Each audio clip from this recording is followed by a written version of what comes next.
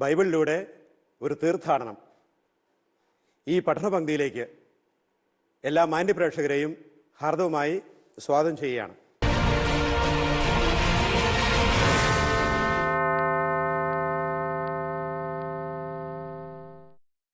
സംഖ്യയുടെ പുസ്തകം 17-ാമത്തെ അധ്യായമാണ് നമ്മളിന്ന് പഠിക്കുന്നത്. ദൈവം അഹ്റോനെയാണ് പുരോഹിത ശുശ്രൂഷയ്ക്ക് തിരഞ്ഞെടുത്തിരിക്കുന്നതെന്ന് ഒരു അടയാളം വഴി കാണിച്ചു കൊടുക്കുകയാണ്. അത് മറ്റാരും അതിൽ കൈകടത്തേണ്ട കാര്യമില്ല.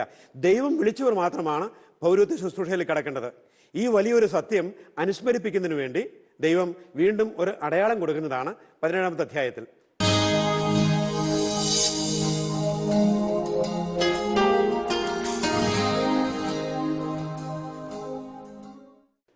ആദ്യമേ വളരെ ഹ്രസ്വമായിട്ടുള്ള ഒരു അധ്യായമാണത്. 13 വാക്യങ്ങളേ ഉള്ളൂ. നമുക്ക് ആ അധ്യായം ശ്രദ്ധയോടുകൂടി ഒന്ന് കേൾക്കാം.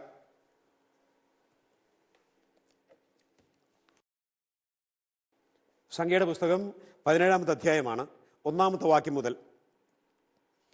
കർത്താവ് മോശയോട് അരുളി ചെയ്തു, ഇസ്രായേൽ ജനത്തോട് പറയുക, ഗോത്രത്തിന് 1 വീതം എല്ലാ ഗോത്ര നേതാക്കന്മാരിൽ നിന്നും 12 വടി വാങ്ങി ഓരോന്നിലും പേരെഴുതുക.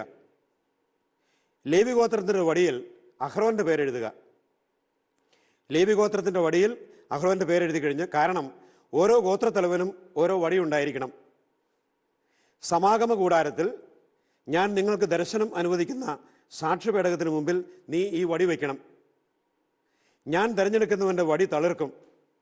അങ്ങനെ നിങ്ങൾക്കെതിരായുള്ള ഇസ്രായേൽ ജനത്തിൻ്റെ പിറുപിറുപ്പ് ഞാൻ അവസാനിപ്പിക്കും. മോശ ഇസ്രായേൽ ജനത്തോട് സംസാരിച്ചു. എല്ലാ ഗോത്രത്തലവന്മാരും ഗോത്രത്തിന് 1 വടി എന്ന കണക്കിൽ 12 വടി മോശയ്ക്ക് കൊടുത്തു. അഹ്റോന്റെ വടി മറ്റു വടികളോടൊപ്പം ഉണ്ടായിരുന്നു. സാക്ഷ്യകൂടാരത്തിൽ കർത്താവിൻ്റെ മുമ്പിൽ മോശ വടികൾ വെച്ചു. അപ്പോൾ ഈ വിവരണത്തിൽ നിന്ന് മനസ്സിലാക്കുന്ന ഒരു കാര്യം, ഏതാനും ചിലർക്ക് മാത്രമല്ല, മിക്കവാറും എല്ലാ ഗോത്രത്തലവന്മാർക്കും ഈ പൗരോഹിത്യ ശുശ്രൂഷയിലേക്ക് ഒരു കണ്ണുണ്ടായിരുന്നു. അതുകൊണ്ടാണ് ഈ 12 ഗോത്രത്തലവന്മാരും ഒരു വടി കൊണ്ടുവരണം എന്ന് ദൈവം ആവശ്യപ്പെടുന്നത്.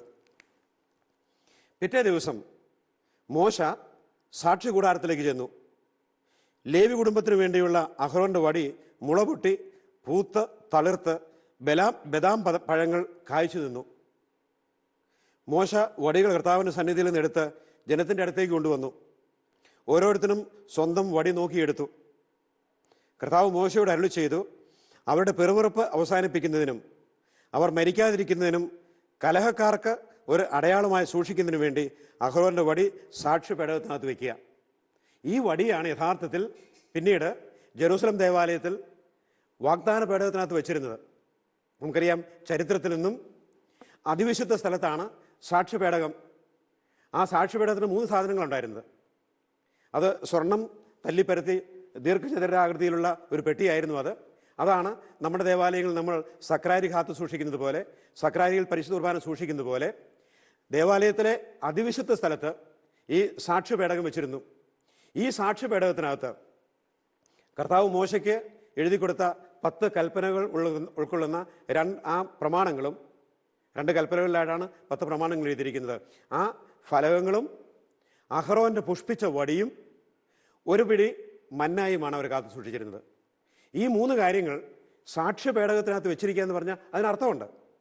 അപ്പോൾ ദൈവം അത്ഭുതകരമായ രീതിയിൽ അഹ്റോനെയാണ് പുരോഹിത ശുശ്രൂഷയ്ക്ക് തിരഞ്ഞെടുത്തിരിക്കുന്നത് എന്ന് കാണിക്കാൻ വേണ്ടിയിട്ടാണ് അഹ്റോൻ സമർപ്പിച്ച ആ വടി അത് കിളിർത്ത് പുഷ്പിച്ച് ഫലമുണ്ടായത്. അതോടൊപ്പം ദൈവം എഴുതി കൊടുത്ത 10 പ്രമാണങ്ങൾ, പിന്നെ 1 പിടി മന്ന. ഈ സാക്ഷ്യപേടകത്തിനകത്ത് അടയാളമായി കൊടുത്തിരിക്കുന്ന ഈ 3 കാര്യങ്ങൾ, നമ്മൾ അടയാളങ്ങളെ പറ്റിയാണ് പറയുക. ഇസ്രായേൽ ജനത്തെ എന്നും ഓർമ്മിപ്പിക്കേണ്ട ഒരു സത്യമുണ്ട്. അവർ ദേവാലയത്തിൽ വരുമ്പോൾ, ബലിയർപ്പിക്കാൻ വരുമ്പോൾ 10 പ്രമാണങ്ങൾ അനുസരിക്കേണ്ടവരാണ് അവർ. അവർക്കുള്ള സാക്ഷ്യമാണത്. അതുകൊണ്ട് ദൈവം എഴുതി കൊടുത്ത ഈ കൽപ്പനകൾ, അത് ആലേഖനം ചെയ്ത 2 ശിലകൾ, അപ്പോൾ അത് കാണുമ്പോൾ അത് സാക്ഷ്യപേടകത്തിനകത്തുണ്ട്. ദൈവം തങ്ങളിൽ നിന്നും ആവശ്യപ്പെടുന്ന കാര്യങ്ങളാണ്. ഇസ്രായേൽ ഒരു ജനമെന്ന രീതിയിൽ ദൈവത്തിൻ്റെ ജനമായി തുടരാൻ അവർ അനുഷ്ഠിക്കേണ്ട കാര്യങ്ങളാണ് ഈ 10 പ്രമാണങ്ങൾ. ദൈവം കൊടുത്ത എല്ലാ പ്രമാണങ്ങളിലും വെച്ച് അവർ എന്നും കാത്തു സൂക്ഷിക്കേണ്ടതും പുതിയ നിയമത്തിലും പ്രസക്തവുമായ 10 കാര്യങ്ങളാണ് ഈ 10 പ്രമാണങ്ങൾ. അതുകൊണ്ടാണ് 10 പ്രമാണങ്ങൾ ഉൾക്കൊള്ളുന്ന 2 ശിലാഫലകങ്ങൾ ഈ സാക്ഷ്യപേടകത്ത് വെച്ചത്. അതോടൊപ്പം അഹ്റോന്റെ ഗോത്രത്തെയാണ് പുരോഹിത ശുശ്രൂഷയ്ക്ക് തിരഞ്ഞെടുത്തിരിക്കുന്നത് എന്ന സത്യം അവരെല്ലാ കാര്യത്തും ഓർമ്മിക്കണം.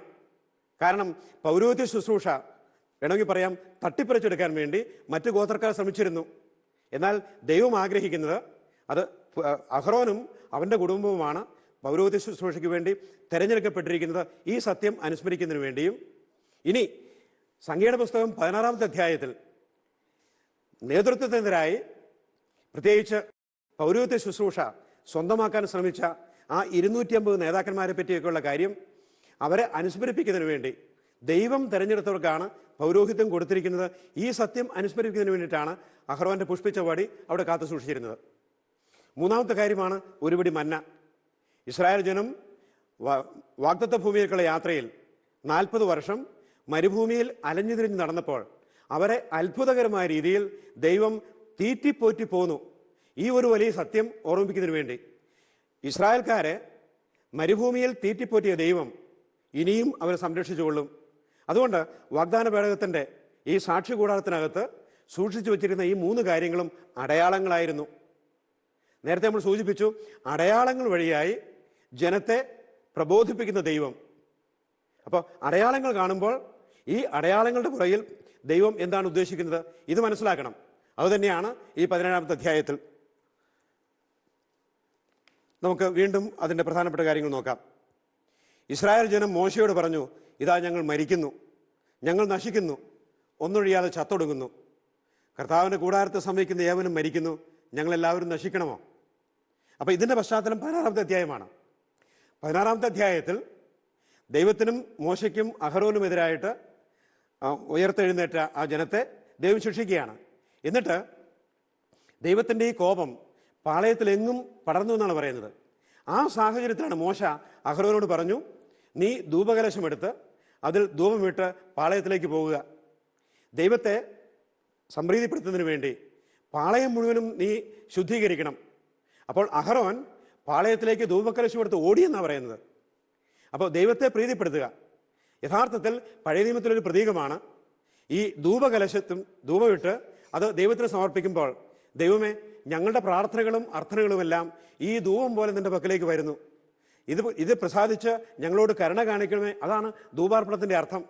അപ്പം മനുഷ്യനെയും ദൈവത്തെയും തമ്മിൽ യോജിപ്പിക്കുന്ന ഒരു അടയാളമായിട്ടാണ് ധൂപകലശത്തെ ധൂപം പഴയ നിയമത്തിൽ ഉപയോഗിച്ചിരുന്നത്.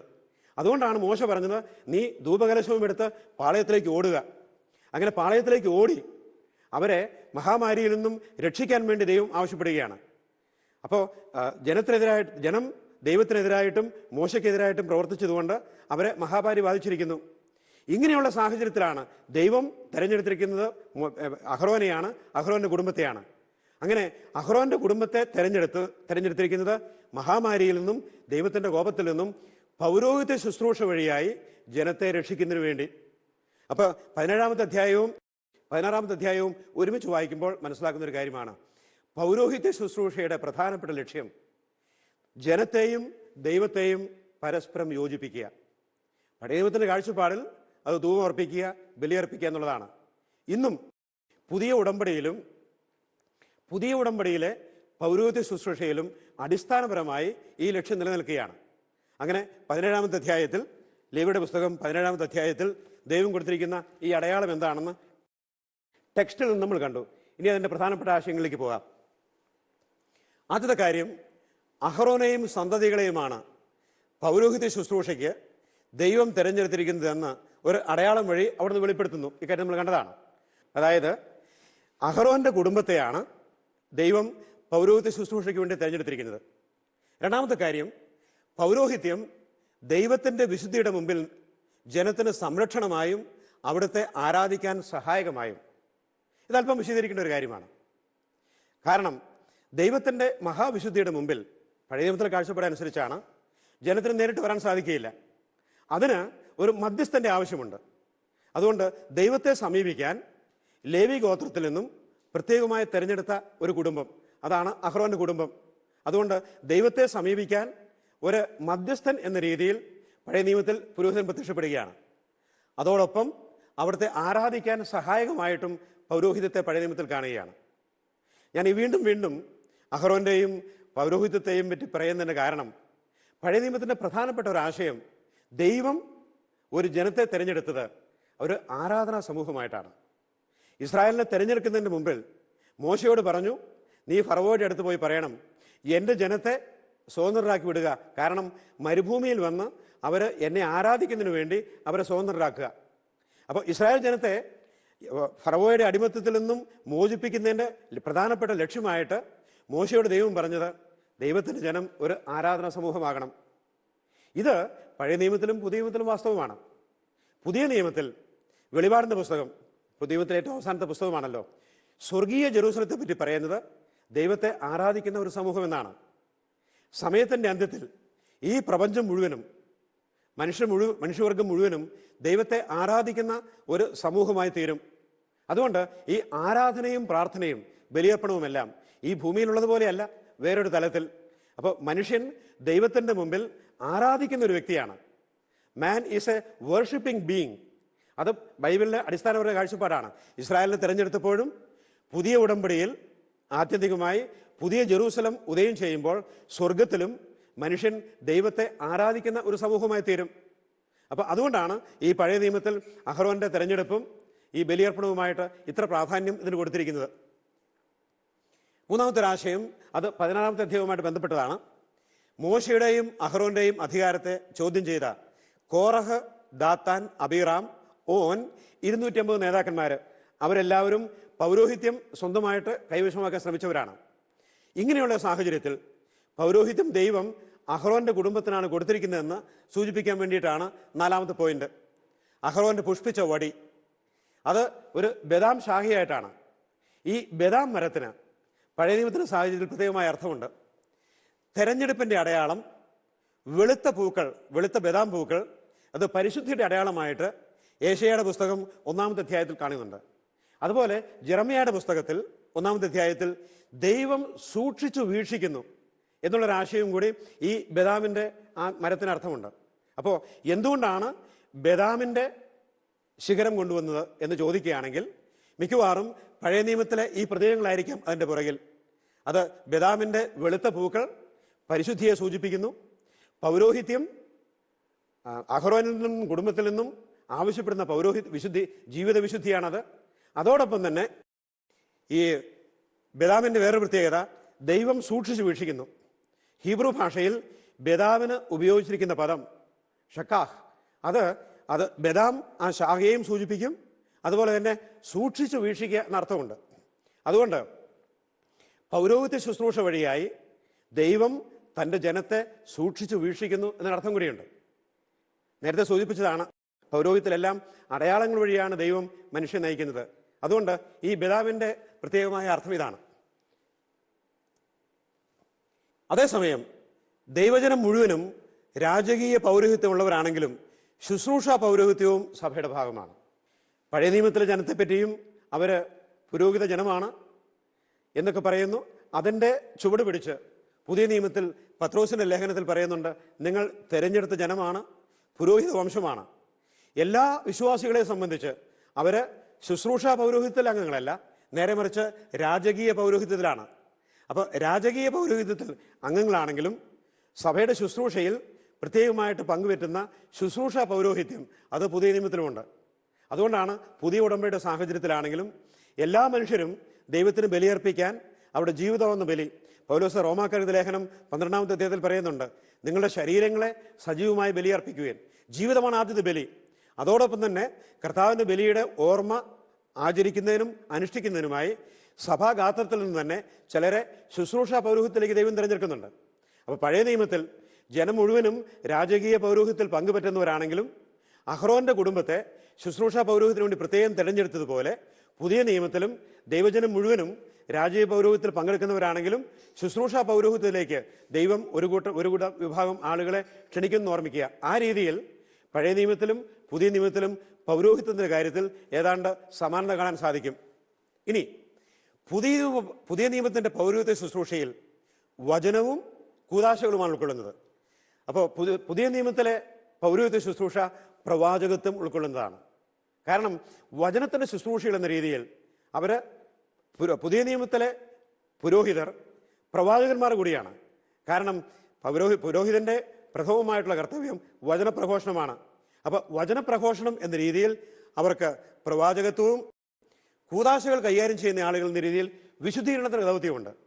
നേരത്തെ നമ്മൾ സൂചിപ്പിച്ചു, പഴയ നിയമത്തിലെ പുരോഹിതന്മാരെന്ന് പറയുന്നത് ദൈവജനത്തെ ദൈവവുമായിട്ട് ബന്ധപ്പെടുത്തുന്നതിനും അവർക്ക് ആരാധനയിൽ അവരെ സഹായിക്കുന്നതിനും വേണ്ടിയിട്ടാണ്.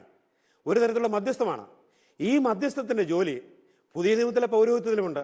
കാരണം ദൈവത്തിൻ്റെ വചനം ജനത്തോട് പ്രഘോഷിക്കുക, ജനത്തെ നയിക്കുക, ജനത്തെ വിശുദ്ധീകരിക്കുക, ഈ ത്രിവിധ ധർമ്മങ്ങൾ പുതിയ നിയമത്തിലെ പൗരോഹിത്യത്തിലും കാണാൻ സാധിക്കും. ഇനി വീണ്ടും ഒരു സമാനം നോക്കുകയാണെങ്കിൽ അഹറോന്റെ ധൂപാർപ്പണം പരിഹാര ശുശ്രൂഷയാണ്. പുരോഹിതന്റെ അനുഷ്ഠാന ക്രമം രക്ഷാകരമായി തീരുന്നു. നമ്മൾ സംഖ്യയുടെ പുസ്തകം 16-ാമത്തെ അധ്യായത്തിൽ പാളയത്തിൽ മഹാമാരി വരുന്നപ്പോൾ മോശ പറഞ്ഞു, നീ ധൂപകലശമെടുത്ത് അതിൽ കുന്തിരിക്കുമിട്ട് പാളയത്തിലേക്ക് ഓടിച്ചെന്ന് ദൈവത്തോട് മധ്യസ്ഥം പ്രാർത്ഥിക്കണം. അതുകൊണ്ടാണ് ജനത്തിൻ്റെ പാപത്തിന് പരിഹാരമായിട്ട് അഹറോൻ ധൂപാർപ്പണം നടത്തുന്നു. ഇത് നമ്മൾ സൂക്ഷിച്ചു നോക്കുകയാണെങ്കിൽ പുരോഹിതൻ്റെ ഈ ശുശ്രൂഷ അതുവഴിയായി ജനത്തിന് രക്ഷ നേടുകയാണ്.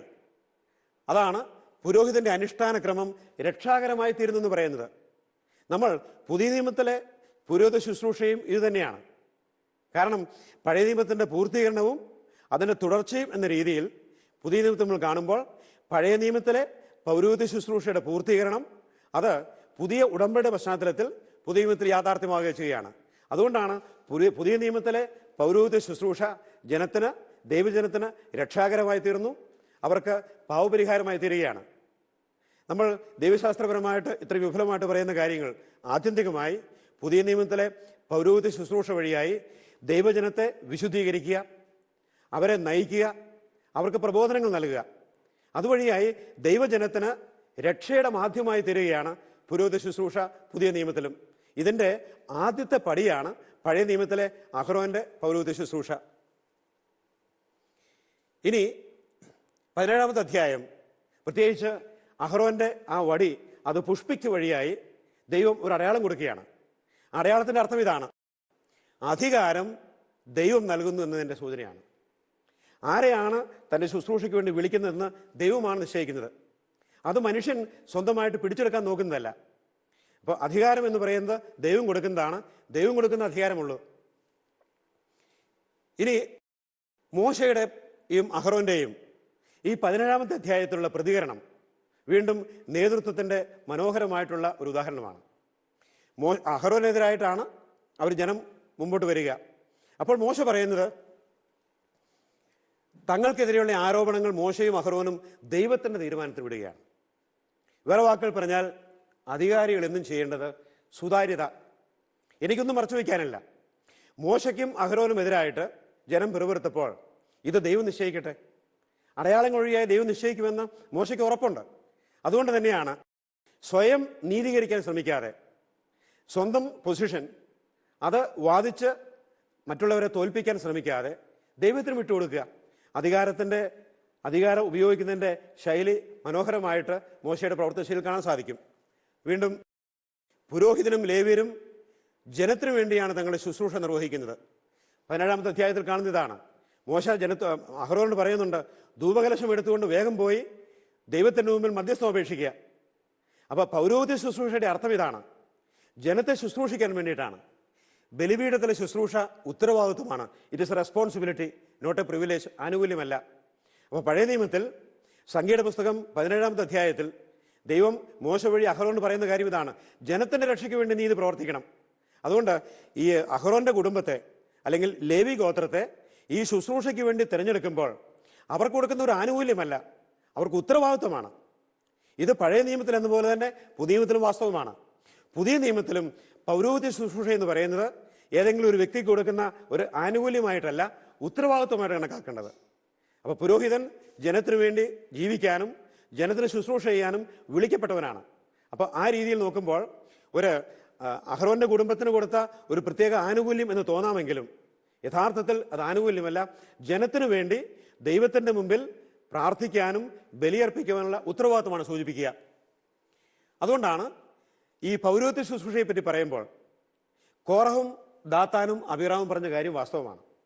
അവർ പറഞ്ഞു, ജനങ്ങളുടെ മേൽ ആധിപത്യം പുലർത്തുകയല്ല ചെയ്യേണ്ടത്. കോറഹിൻ്റെയും ദാത്താൻ്റെയും അഹ്റോനെതിരായിട്ടുള്ള മോശയ്ക്കെതിരായുള്ള ആരോപണം ഇതാണ്, ജനത്തിൻ്റെ മേൽ ആധിപത്യം പുലർത്തിക്കൊണ്ടല്ല.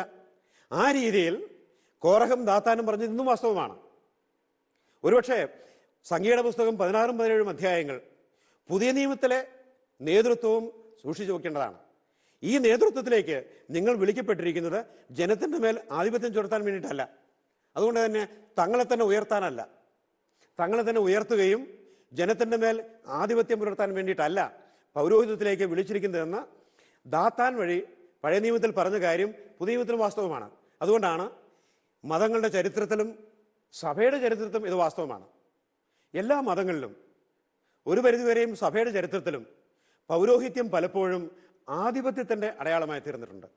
അധികാരത്തിൻ്റെയും സ്വയം ഉയർത്തലിൻ്റെയും ആധിപത്യം ഉയർപ്പിക്കുന്നതിൻ്റെയും അടയാളമായി പൗരോഹിത്യ ശുശ്രൂഷയെ പലപ്പോഴും കാണാൻ ചരിത്രത്തിൽ, അത് സഭയുടെ ചരിത്രത്തിലും വാസ്തവമാണ്, മതങ്ങളിലും കാണാം. അതുകൊണ്ട് സംഖ്യയുടെ പുസ്തകം 17-ാമത്തെ അധ്യായം നമുക്ക് തരുന്ന വലിയൊരു പാഠം ഇതാണ്. ഇത് എല്ലാ മതങ്ങൾക്കും വാസ്തവമാണ്.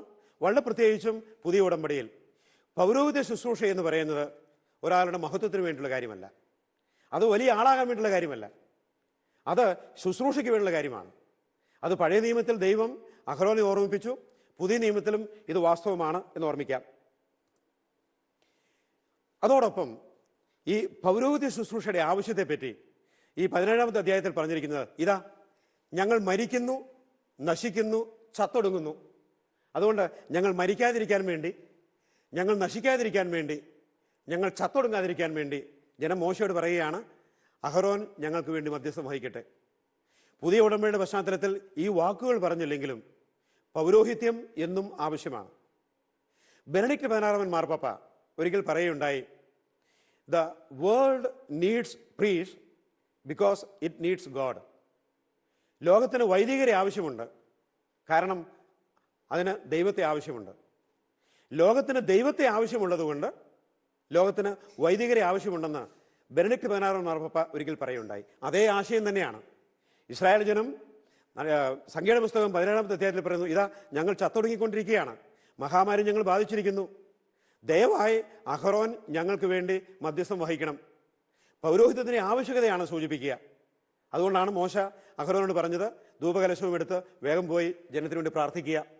അതുകൊണ്ട് പൗരോഹിത്യ ശുശ്രൂഷയുടെ ആധിപത്യമല്ല, നേരെ മറിച്ച് ജനത്തിനു വേണ്ടി പ്രാർത്ഥിക്കാനും അവർ മരിക്കാതിരിക്കാൻ വേണ്ടി, അവർ ചത്തൊടുങ്ങാതിരിക്കാൻ വേണ്ടി. അത് ശാരീരിക മരണമാകണം നിർബന്ധമില്ല. അതുകൊണ്ട് പുതിയ ഉടമ്പടിയിലെ പൗരോഹിത്യ ശുശ്രൂഷ എന്ന് പറയുന്നത് ജനത്തിന് ജീവൻ നൽകുന്നതിന് വേണ്ടിയിട്ടാണ്. വചനത്തിൻ്റെയും കൂദാശകളുടെയും അനുഷ്ഠാനം വഴി ദൈവജനത്തിന് ജീവൻ കൊടുക്കാൻ വിളിക്കപ്പെട്ടവരാണ് പുതിയ നിയമത്തിലെ പൗരോഹിത്യ ശുശ്രൂഷ. അതുപോലെ തന്നെ ദൈവജനത്തിൻ്റെ നേതാവും പുരോഹിതനും ആരായിരിക്കണമെന്ന് കർത്താവ് നിശ്ചയിക്കുന്നു. അതാരും സ്വമേധയാ ഏറ്റെടുക്കുന്നതല്ല. ഇത് യോഹന്നാന്റെ സുവിശേഷം 15-ാമത്തെ അധ്യായത്തിൽ പറഞ്ഞു, കർത്താവ് പറഞ്ഞു, നിങ്ങൾ എന്നെ തിരഞ്ഞെടുക്കുകയല്ല, ഞാൻ നിങ്ങളെ തിരഞ്ഞെടുക്കുകയാണ്. അപ്പോൾ പുരോഹിത ശുശ്രൂഷ, പുതിയ നിയമത്തിലെ പുരോഹിത ശുശ്രൂഷയിലും അത് ഒരു വ്യക്തി തിരഞ്ഞെടുക്കുന്നതല്ല, വ്യക്തിയെ ദൈവം തിരഞ്ഞെടുക്കുകയാണ്. ഈ ആശയം തന്നെയാണ് ഹെബ്രായർക്കുള്ള ലേഖനം 5-ാമത്തെ അധ്യായം 4-ാമത്തെ വാക്യത്തിൽ, ഈ സ്ഥാനം ആരും സ്വയമേവ ഏറ്റെടുക്കുന്നതല്ല, ദൈവത്താൽ തിരഞ്ഞെടുക്കപ്പെട്ടവനല്ലാതെ ആരും പൗരോഹിത്യ ശുശ്രൂഷയിലേക്ക് വരുന്നില്ല. അപ്പോൾ പഴയ നിയമത്തിൽ അഹ്റോന്റെ കുടുംബത്തെ ദൈവം പ്രത്യേകമായി പൗരോഹിത്യ ശുശ്രൂഷയ്ക്ക് വിളിച്ചതുപോലെ പുതിയ നിയമത്തിലും കർത്താവ് പറഞ്ഞു, നിങ്ങൾ എന്നെ തിരഞ്ഞെടുക്കുകയല്ല, ഞാൻ നിങ്ങളെ തിരഞ്ഞെടുക്കുകയാണ്. ഏറ്റവും അവസാനമായി നേതാവാകാനുള്ള പരിശ്രമം ഇന്ന് എല്ലാ തലങ്ങളിലുമുണ്ട്. അത് രാഷ്ട്രീയത്തിലാണെങ്കിലും മതപരമായ സംഘടനകളിലാണെങ്കിലും സഭയിലാണെങ്കിലും ആളാകാൻ, നേതാവാകാൻ, വിശദാംശങ്ങളിലേക്ക് കടക്കുന്നില്ല. അങ്ങനെയുള്ള ഒരു ലോകത്ത് സംഖ്യയുടെ പുസ്തകം 17-ാമത്തെ അധ്യായത്തിൻ്റെ പ്രസക്തി അവിടമാണ്. ദൈവം വിളിക്കുക. ദൈവം ഓരോരുത്തർക്കും ചില ഉത്തരവാദിത്തങ്ങൾ കൊടുത്തിട്ടുണ്ട്. ആ ഉത്തരവാദിത്വം വഹിക്കുകയാണ്. പ്രത്യേകിച്ച് പൗരോഹിത്യ ശുശ്രൂഷയെ സംബന്ധിച്ചിടത്തോളം എല്ലാവരുടെയും ശുശ്രൂഷകനും ദൈവത്തിനുമുമ്പിൽ മധ്യസ്ഥനുമായിരിക്കുകയാണ് നേതാവിൻ്റെയും പുരോഹിതൻ്റെയും കർത്തവ്യം. സംഖ്യയുടെ പുസ്തകം 17-ാമത്തെ അധ്യായം നമ്മൾ പഠിപ്പിക്കുന്ന കാര്യം ഇതാണ്. ഇതിൻ്റെ ഉത്തമമായ മാതൃകയാണ് നമ്മുടെ കർത്താവ്. ലൂക്കായുടെ സുവിശേഷം 22-ാമത്തെ അധ്യായത്തിൽ, ഞാൻ ശുശ്രൂഷിക്കപ്പെടാനല്ല ശുശ്രൂഷിക്കാനും അനേകരുടെ മോചനദ്രവ്യമായി എൻ്റെ ജീവനെ നൽകുവാനുമായി ലോകത്തിലേക്ക് വന്നിരിക്കുന്നു. അതുകൊണ്ട് എല്ലാ നേതാക്കന്മാർക്കും, എല്ലാ പുരോഹിതന്മാർക്കും ശ്രേഷ്ഠമായ മാതൃകയായി നമ്മുടെ കർത്താവ് പുതിയ നിയമത്തിൽ നമ്മുടെ മുമ്പിൽ അവതരിക്കുകയാണ്. അതുകൊണ്ട് പഴയ നിയമത്തിൽ അഹറോന്റെ പുരോഹിത ശുശ്രൂഷയുടെ പൂർത്തീകരണമായി പുതിയ നിയമത്തിൽ നമ്മുടെ കർത്താവ് പ്രത്യക്ഷപ്പെടുന്നു. ഈ 17-ാമത്തെ അധ്യായത്തിൽ അടയാളം വഴി ജനത്തോട് സംസാരിക്കുന്ന ദൈവത്തെ പറ്റിയാണ് നമ്മൾ കണ്ടത്. പ്രത്യേകിച്ച് പൗരോഹിത്യ ശുശ്രൂഷ കയ്യെത്തിപ്പിടിച്ച് സ്വന്തമാക്കാൻ ശ്രമിച്ചിരുന്ന ഒരു കാലഘട്ടത്തിൽ അഹ്റോന്റെ കുടുംബത്തിനാണ് പൗരോഹിത്യ ശുശ്രൂഷയിലേക്ക് ദൈവം വിളിച്ചിരിക്കുന്നത് എന്നുള്ളത് ഒരു അടയാളം വഴി എങ്ങനെയാണ് ദൈവം ഇസ്രായേലിന് കാണിച്ചു കൊടുത്തതെന്നാണ് സംഖ്യയുടെ പുസ്തകം 17-ാമത്തെ അധ്യായത്തിൽ നമ്മൾ കണ്ടത്. ഇത് നേതൃത്വത്തിന് എതിരെയുള്ള ഒരു വെല്ലുവിളിയായിട്ട് വന്നു. അപ്പോഴാണ് ദൈവം തന്നെ ഒരു അടയാളം കൊടുക്കുകയാണ്. അവിടെ മോശയുടെയും അഹ്റോന്റെയും ആ പ്രവർത്തന ശൈലി, അവർക്കെതിരായിട്ട് ആരോപണം വന്നപ്പോൾ അവർ സ്വയം നീതീകരിക്കാതെ അത് ദൈവത്തിന് വിട്ടുകൊടുക്കുകയാണ്. അങ്ങനെയുള്ള ഒരു സാഹചര്യത്തിൽ ദൈവം തന്നെ അത് വെളിപ്പെടുത്തട്ടെ എന്നുള്ള ആശയം. വീണ്ടും ദൈവം നൽകുന്ന വിളി അത് ഉത്തരവാദിത്വമാണ്. ഏറ്റവും അവസാനമായി അധികാര വടംവലിയുടെ ഈ ലോകത്തിൽ സംഖ്യയുടെ പുസ്തകം 17-ാമത്തെ അധ്യായത്തിന് വളരെയേറെ പ്രസക്തിയുണ്ട്. ദൈവം കൊടുക്കുന്ന ഉത്തരവാദിത്വം, അതൊരു സ്ഥാനം എന്ന് പറയുന്നത് പുതിയ നിയമത്തിൻ്റെ പശ്ചാത്തലത്തിൽ അതൊരു ആനുകൂല്യമല്ല, അതൊരു ഉത്തരവാദിത്വമാണ്. അഹ്റോന്റെ കുടുംബത്തെ വൈദിക ശുശ്രൂഷയ്ക്ക് വേണ്ടി, പൗരോഹിത്യ ശുശ്രൂഷയ്ക്ക് വേണ്ടി ദൈവം വിളിച്ചെങ്കിൽ അത് ജനം മരിക്കാതിരിക്കാനും ചത്തൊടുങ്ങാതിരിക്കാനും വേണ്ടിയിട്ടാണ്. കാരണം അവരുടെ ശുശ്രൂഷ പരിഹാര ശുശ്രൂഷയായിരുന്നു. അവരുടെ ശുശ്രൂഷ ജനത്തിന് രക്ഷാകരമായി തീരണം. പുതിയ നിയമത്തിൻ്റെ സാഹചര്യത്തിലും പുതിയ ഉടമ്പടിയുള്ള പൗരോഹിത്യത്തിനും ഇതേ ലക്ഷ്യമാണുള്ളത്. അടുത്ത ക്ലാസ്സിൽ നമ്മൾ വീണ്ടും ഈ ദൈവജനം എങ്ങനെയാണ് ദൈവത്തിൻ്റെ തീരുമാനങ്ങൾക്കും ദൈവത്തിൻ്റെ കൽപ്പനകൾക്കും എതിരെ പ്രവർത്തിക്കുന്നതെന്നുള്ളത് വീണ്ടും ചില ഉദാഹരണങ്ങൾ വഴിയായി അടുത്ത ക്ലാസ്സിൽ നമ്മൾ കൈകാര്യം ചെയ്യുന്നതായിരിക്കും.